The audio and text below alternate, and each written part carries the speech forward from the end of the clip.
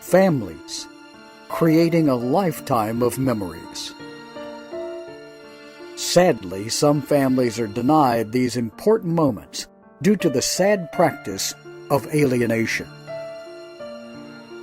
These are families divided.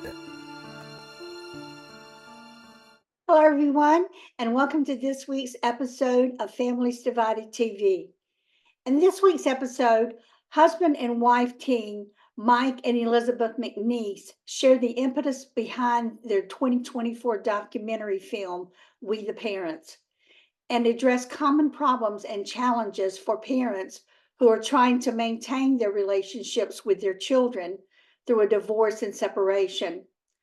In this episode, the McNeeses will discuss current laws that dictate the way divorce and custody disputes are handled, why they are damaging for families, and also lay out practical approaches to reform. We are really fortunate to have this couple with us on this episode. I know many of you have been sharing this documentary film, have contacted me about it, and we're really excited to hear what they have to say. We're going to be right back with the McNeeses right after this important message. Divorce and co-parenting are a major life interruption for families, especially the kids, but also for parents and grandparents. And it's even worse in blame-filled, high-conflict cases. When parents engage in alienation by turning the kids against the other parent or grandparents, kids suffer. They're denied the opportunity to build the 4 big skills necessary for future resilience. New Ways for Families online class can help. Parents learn to use our popular BIF and EAR skills to calm the conflict and stop the hostile emails and texts. And we even have a class for kids and parents to learn together. Research shows a 75% improvement in joint parental decision-making after this course is taken, plus overall improvements for kids' well-being. Don't wait to make this affordable investment in your children's future and improve your well-being too. Start learning new ways for your family today at conflictplaybook.com. Hello, everyone. I'm Elaine Cobb. I'm founder and president of Family Access Fighting for Children's Rights. I'm also the host and executive producer of Families Divided TV. I wanted to tell you about our upcoming fall conference, which is a virtual international conference, October 5th and 6th. It's titled You Asked, We Deliver. I had sent an email blast out so you guys could send in what you wanted us to talk about in the different topics. Usually we have just one topic. However, this time we've chosen as our last conference to have all different types of topics that you guys have chosen and that mean a lot to you and we consider hot topics. So I wanted to just explain a little bit of them to you really quickly. We're going to have Dr. Edward Crook as one of our keynote speakers. He's going to be sharing with us his findings and his paper on grandparents who have never seen their grandchildren. He did a study on this for almost a year and a half, and we asked him to do it, and he kindly said he would, and we were very grateful, and we're really excited about hearing what he's got to say. This study that he has done is going to be able to be used in courts, in the legislature, in trying to get laws. We've never been regarded, as you all know, I am an alienated grandmom who's never seen your granddaughter dare, and they're, her parents, Brian and Kate, have not allowed Brian's side of his family to see him, to spend time with her. We've never met her. So we're really excited about this because when you go to the legislature, all of the bills state in every state that you need to have had time and a relationship with the child, whereas many of us in the world have never had that opportunity. So this is a huge breakthrough, and we're very excited. So you want to be tuned for that. Our other keynote speaker will be Bill Eddy, and he's going to be speaking to us on court trends, the trouble with letting the children decide. That's a huge topic, and it's knowing that it's Bill Eddy, it's going to be huge. So we're really looking forward to that. Dr. Joshua Coleman is also going to be one of our presenters, and he's going to be speaking to us on the do's and don'ts on reaching out to your alienated and estranged children. We all know Dr. Coleman gives us great advice and insight, so this will be a wonderful presentation. Dr. Sue Kornbluth will be speaking to us on managing personality disordered co-parents who alienate their children. Co-parenting is very difficult, and in many cases, it doesn't work, sadly. But Dr. Sue Kornbluth is going to give you some pointers on this, which will be very important and very effective. So you want to be able to be a part of that. And Dr. Mary Alvarez has got a very interesting topic, which we're really looking forward to. It's called Parental Alienation, Toxic Stress, and Your Child's Brain. This, to me, is so important because we often wonder what our children are going through as they're with the alienated parent and with the alienator, and also what it's doing to their brain and what are they thinking. So this is going to be very important. So I hope you'll be a part of that too.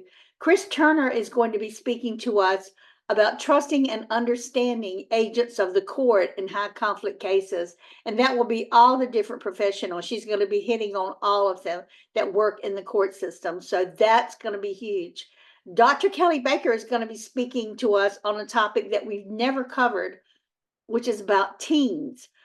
We've never talked about teens ever in any of our presentations, and that hit me. I'm like, oh my, we really need to get this out there. So she's going to be speaking to us about therapeutic interventions for parent-child contact problems with teens. So that'll be really great.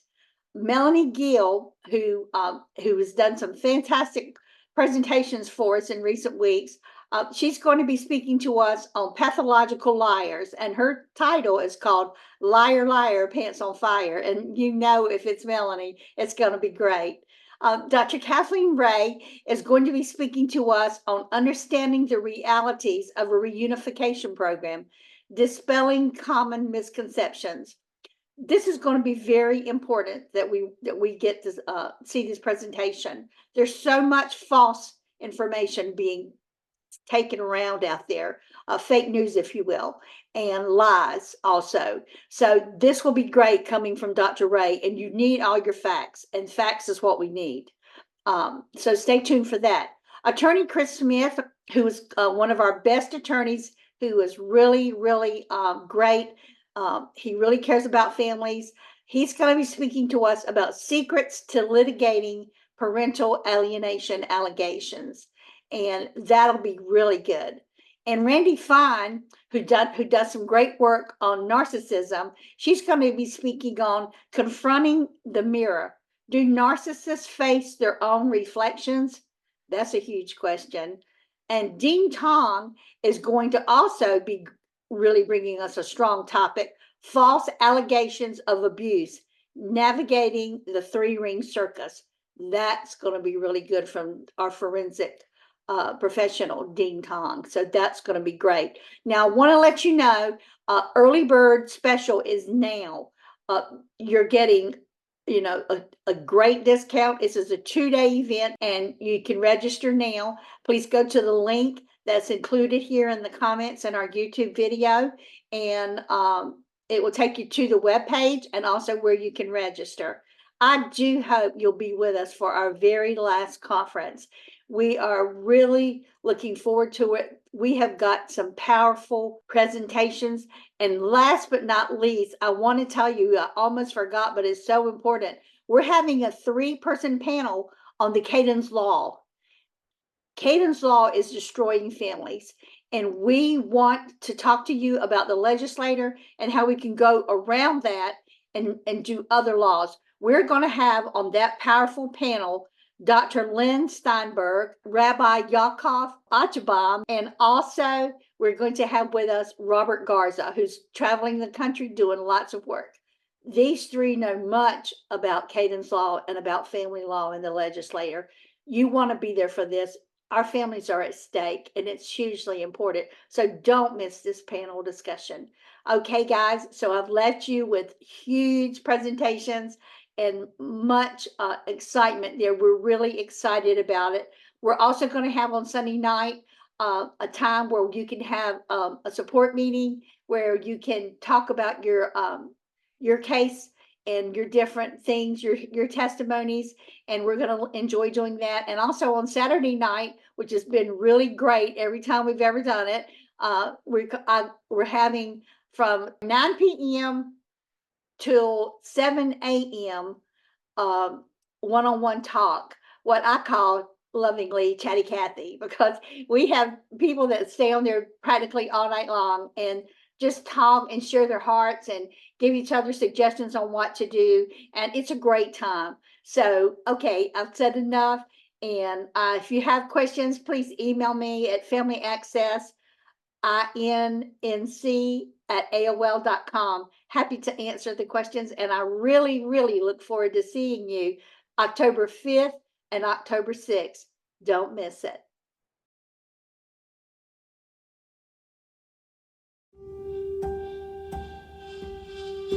I just wasn't going to allow my kids to grow up without their father. And having absolutely no relationship with him, it hurts. It really does. I'm a business owner. I'm an elected official. But the courts didn't think I was good enough to raise my kids. There could be no system that would be designed to hurt the family more than the family court system in its present form.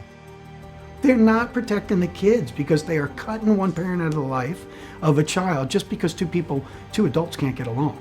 What do people do when their children are taken away? And she said they pay their child support and shut up, and walked away. And I thought that was the most accurate encapsulation of my experience in family court.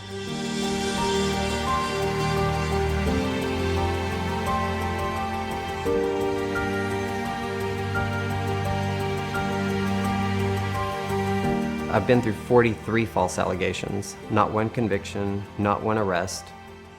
Lawyers, judges have financial gain. Social workers and people that are in the community, our jobs really is to clean up after the mess that happens from courtrooms.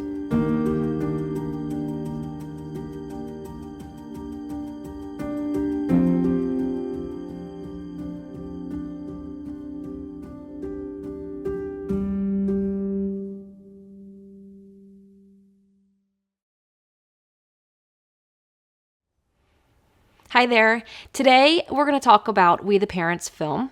We the Parents is a documentary film where we hear the real stories of families who've been through the family court system. What we found was that there is a problem with the way that family courts are handling situations regarding custody and separation of parents.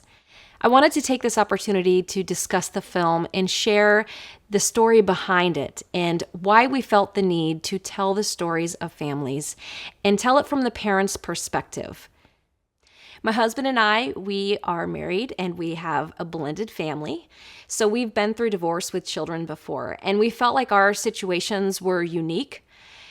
And then we found out as we have talked to more families that our experience is not unique, and that a lot of good parents are losing their kids when they step foot into family courts. We felt like the public needs to understand what's happening, and we need to work together to reform the way things are. And the first way to do that is to understand what's actually happening. It actually took several years to produce We the Parents. We traveled across the country, the United States, to get interviews with parents. And we tried to get families who were just your typical family. These aren't extreme cases. These are parents who were the stay-at-home parents. These were parents who were very involved parents. We talked to moms. We talked to dads. We actually have an attorney in the film who talks about his experience in family court. And you would even think that as an attorney that you would have an advantage going into family court. But because of the way our laws are written, it really doesn't matter who you are. Courts have to choose a parent. And one common theme between all of their situations is that they were good parents who were separated from their children simply because of the way that the family courts operate and the laws as they're written. In the film, we also talk to experts who discuss the well-being of children and the way our laws, as they're written, impact our children long term. If you've not been through family court, it's really hard to understand what you're getting into. And it's hard to believe that courts would sever a relationship between a parent and a child when you are a good parent and a loving parent and you want to be there for your kids. There's a lot of misconceptions and misunderstandings about family courts and how they operate. I think there's a presumption that if you're a good parent and you love your kids and you've always been there, that even if you're not with the other parent, you'll still continue to be able to parent your own children and make decisions for your children and be involved in their upbringing. What we found, though, is that that's not the case, and that a lot of times family courts actually sever parent-child relationships even when the parents have been good parents and they've been there and they love their children. So We the Parents film is our attempt to tell the stories of real families about how things really operate in family courts and maybe bust some myths about how things go. So today what we're going to do is look at some of the clips from the film and discuss. First, let's take a look at family courts versus criminal courts and how they're very, very different. Most people don't think about family courts as being unjust and being destructive, that there's a difference as far as in criminal courts versus family courts. Number one, you get due process, right? You don't have due process in a family court. It just doesn't exist. You have constitutional protections. You don't have constitutional protections in a family court. And you know, you can always appeal something. I guess maybe you can appeal it with a family court, but the reality is that when you appeal something, they're going to say, well, we can't overrule the judge's discretion. It's a shame because I want to believe in the court system. I'm a person who wants to believe in the rule of law. I'm a person who wants to believe that justice is going to be done. But I can't do it because I've seen it with my own eyes repeatedly. If you're a person who's never been in trouble with the law and you've never been in court before, it's really easy to assume that walking into family court is very similar to walking into criminal court, meaning you have due process. You have certain constitutional protections. There's a presumption that you're innocent until you're proven guilty. But family courts are part of civil courts, and civil courts operate very, very differently. One of the ways that family courts is different is the burden of proof. So in criminal court, there is a presumption that you're innocent until proven guilty. And it's the responsibility of the state or the prosecutor to prove that you're guilty. When you're in criminal court and you break the law, the consequences are typically very clear. You know, you serve your time, you pay your dues, and then you move on with your life. Unfortunately, with family court, we're talking about our relationship with our children. So if you've been accused of a crime, domestic violence, child abuse, those things are crimes, but they're often not handled in criminal court. They're handled in civil court. And if you're unable to prove your innocence because you are in civil court and family court, your relationship with your child could be severed. It could be temporary. It could be forever. So the stakes are very, very high, and yet the burden of proof falls on the accused to prove their innocence. You're not afforded an attorney. You're not afforded proper due process. And a lot of these hearings are actually happening behind closed doors in an ex parte hearing, which basically means that someone is making an accusation against you. You do not have a right to appear. And oftentimes you don't even know that they're meeting or having a hearing about it because it's an emergency hearing. And so they're making decisions about your access to your own child without you even being aware of it. And those orders, even though they are initially temporary orders often become permanent orders. Another difference between criminal and civil court is the evidentiary standard. There's different standards in law. I mean, criminal law we use beyond a reasonable doubt. You know, it's like absolutely almost has to be beyond any threshold of reason. You know, why? Because we're sending people to prison. Preponderance of the evidence, the way I look at it, that's what we use in civil cases, like if we have a tort. Usually when we're dealing with money, we're dealing with preponderance of the evidence. It's just, probably. You know, probably 51% or more is how I was taught in law school. Wherever custody is involved, it is by preponderance of the evidence right now.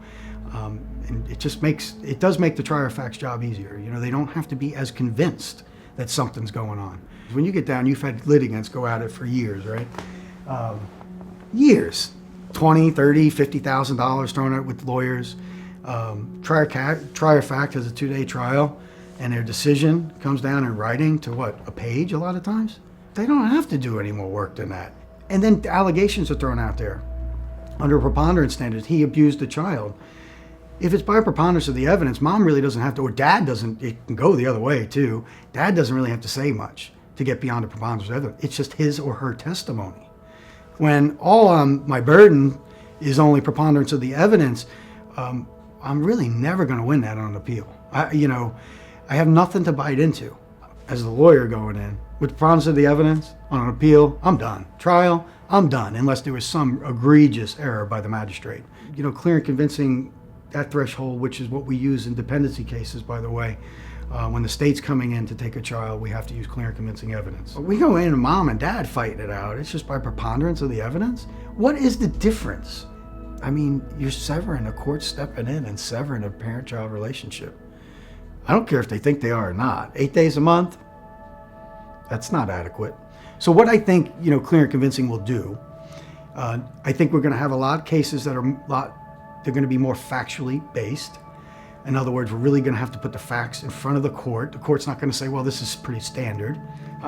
Any client of mine is going to at least walk in and say, hey, I got a fair shake at this. This is what the law says. And guess what? She can't just go in and say I'm a bad dad. She's got to prove it by clear and convincing evidence. That's the biggest thing. I don't understand why it's not used across the board when we're dealing with kids and basically severing parental contact. Okay, maybe not completely, right? Because maybe dad can get the child 6 days a month, or mom can. But we're doing that it's probably true.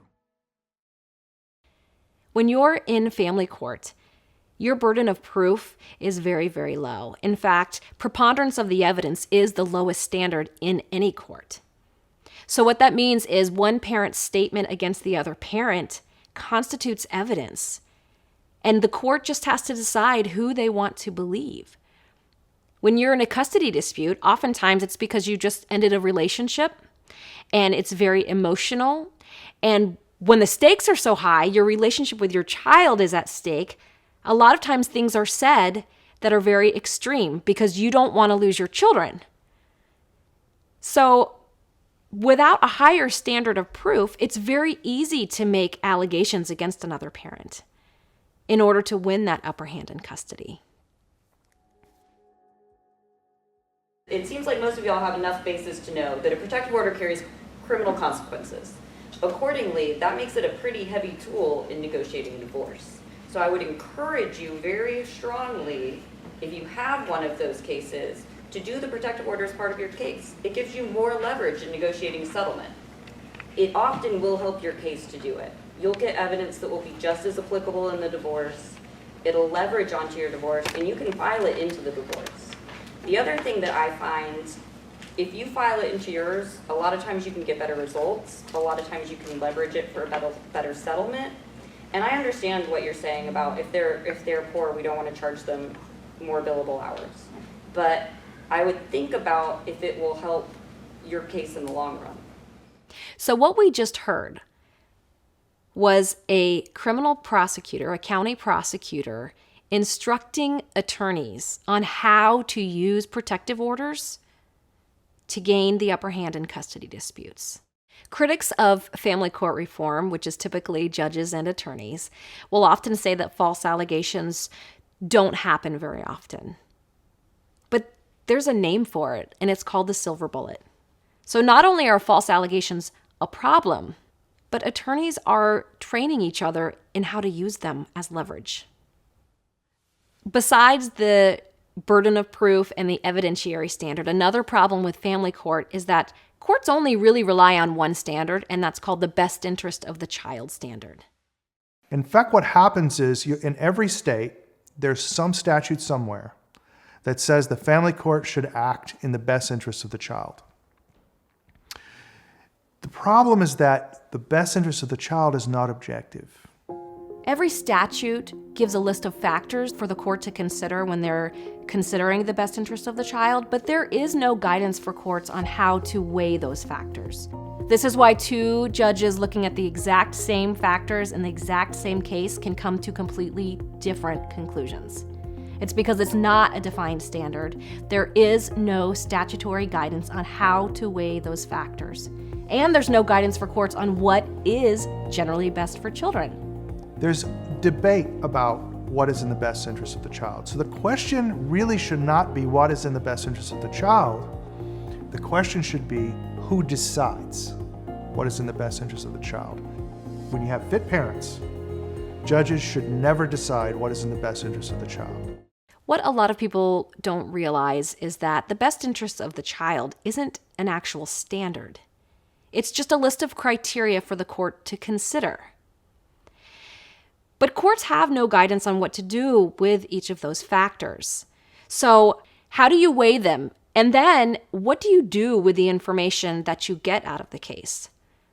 So one of the problems that the courts have is that they have to make a decision about what is best for a child. But best is very subjective. The best interest of the child is simply not defined. So courts have to apply their own opinions, their own biases, and their own ideas about how to raise a child. Because if you have two good parents, the court has to choose a parent that is best for the child. There are situations where it's very obvious that maybe there's a parent who is a danger to their children. They should not have access to their children at all. What we're seeing, though, is that when there are two good parents coming into court, the court still has to pick someone. So good parents are being separated from their children simply because the court has to choose a parent. There's a big misconception that if you're a good parent and you go into family court, that you're going to be able to maintain that relationship with your child, that you're going to be able to continue to make decisions for your child, that if you're a safe, loving parent, you'll continue to be a parent. The problem is that is not how things typically work out.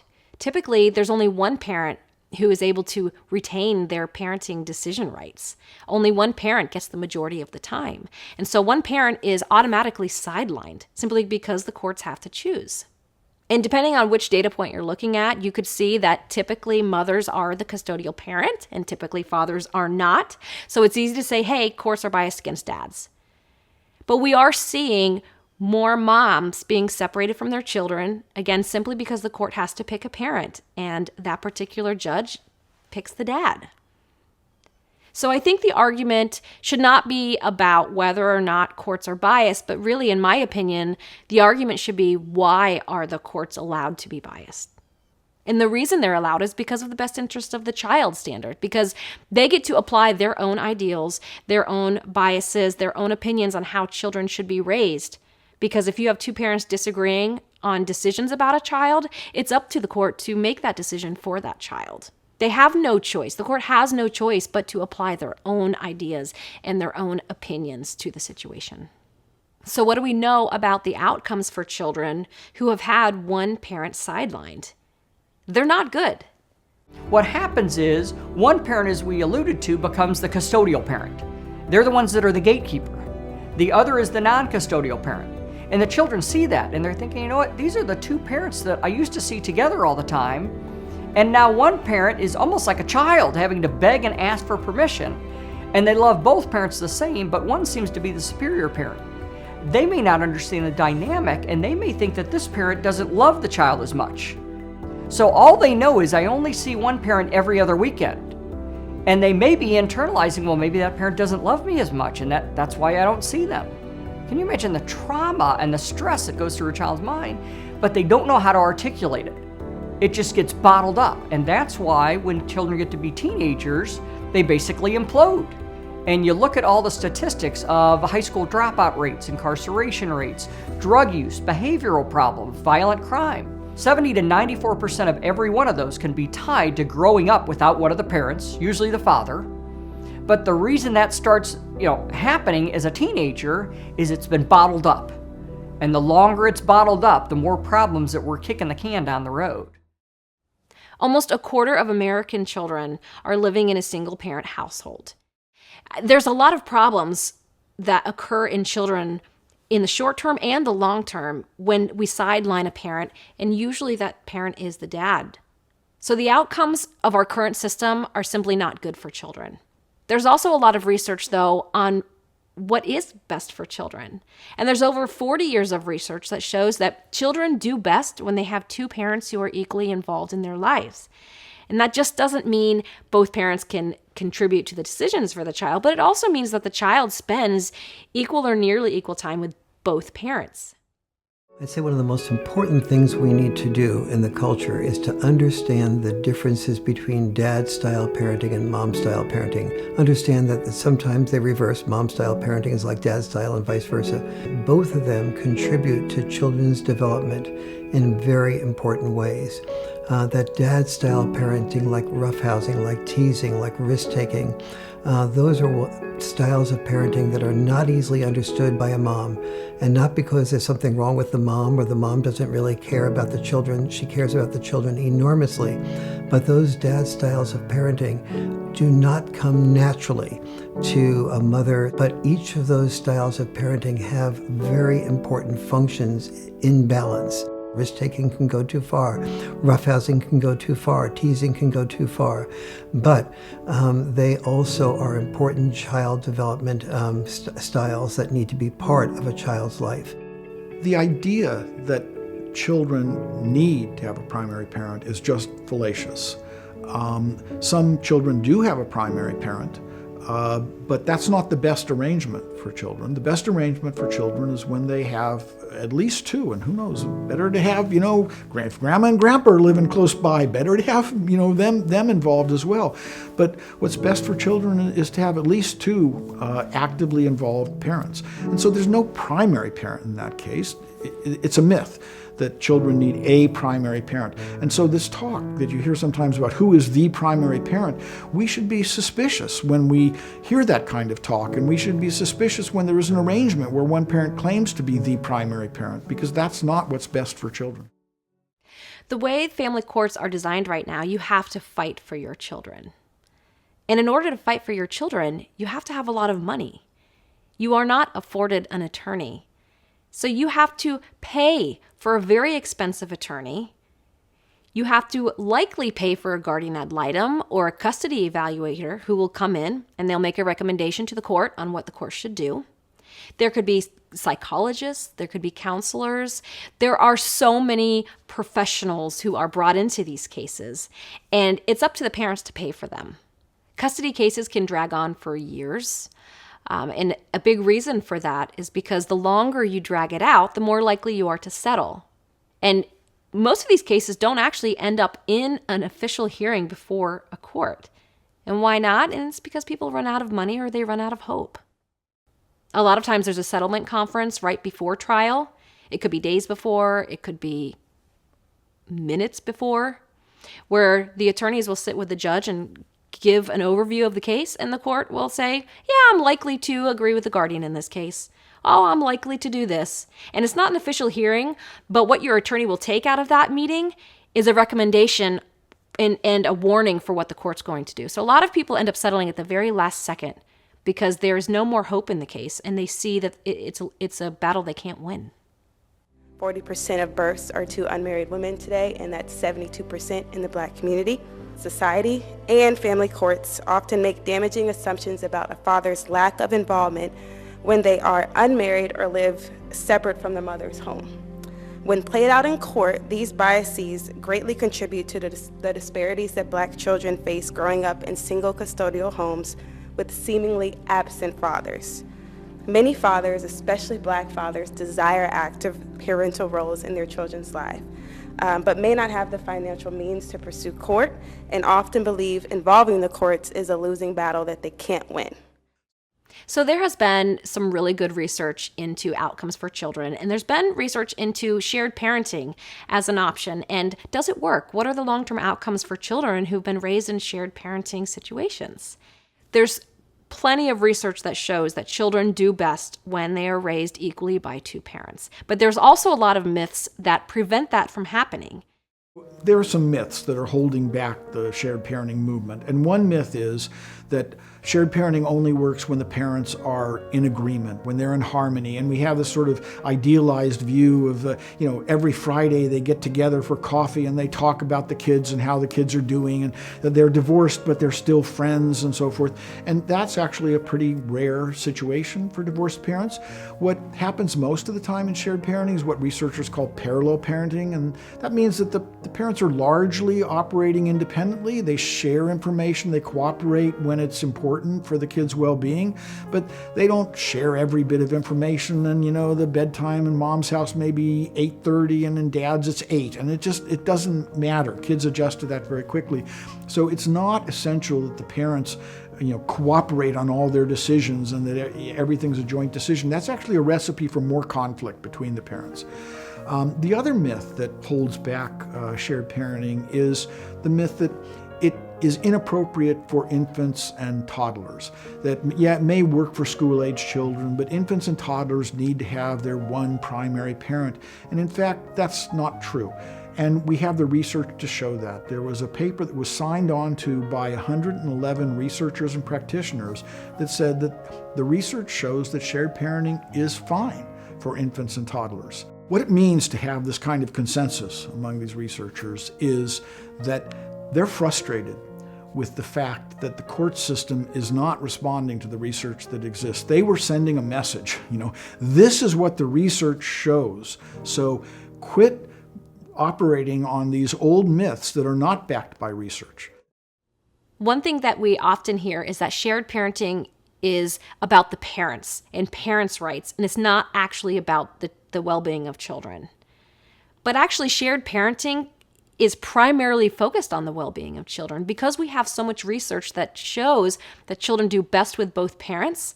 That shared parenting actually is a very child-centric approach. One of the problems is the deep history that we have in the last century or so of seeing the mother as being the natural parent. We used to have a tender years doctrine that still exists even in people's minds and judges' minds, even when it doesn't exist in the law, that just basically has a bias.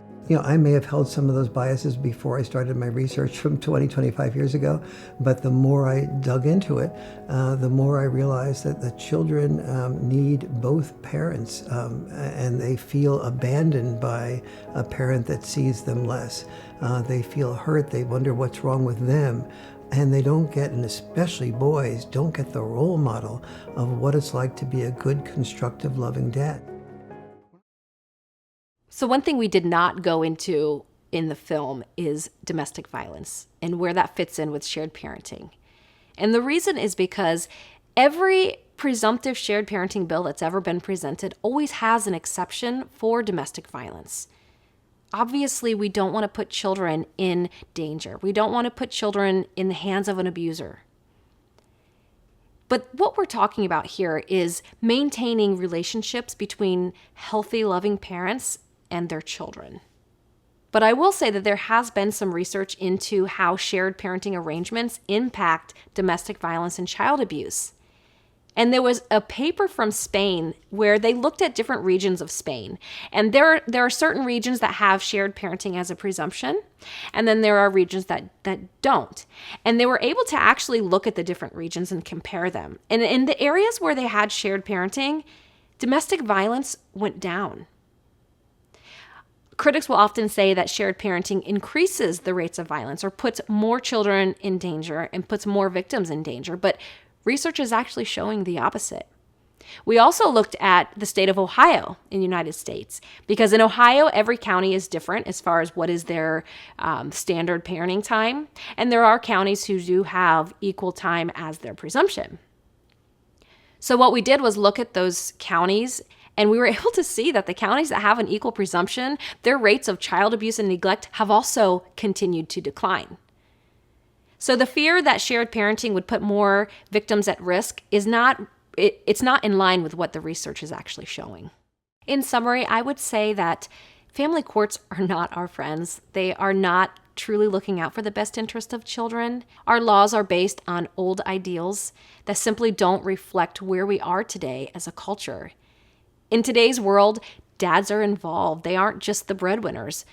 Moms a lot of times work too. In fact, most homes have both parents working, which means it's not a primary caretaker situation where one person brings in all of the money and the other person handles all of the child-related activities.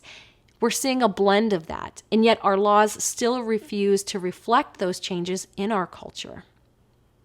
I think having a presumption of equal shared parenting, not only do we know it's best for children based on the research, but I think it'll reduce parental conflict. I think it'll help parents be able to come and be collaborative, because as long as the court requires that parents fight each other to stay in their child's life, parents are going to continue to fight. And parents fighting each other is not what's best for children. Our hope for We the Parents film is that people will use it as a springboard and show it to your legislators, host movie nights, and talk about it with family and friends, maybe at your church group. We need to be talking about this as a culture and as a group so that we can together come up with solutions and change the way not only family courts work, but also change the way that we interact with one another and that we view parenting.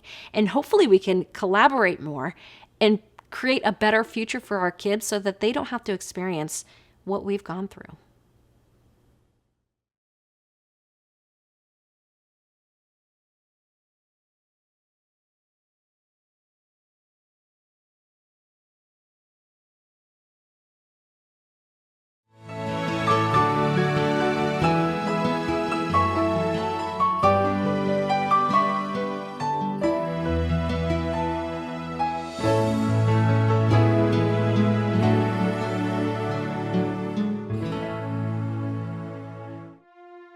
In next week's episode, Dr. Stephen Lindenberg will speak on how the trauma of parental alienation affects victims as adults.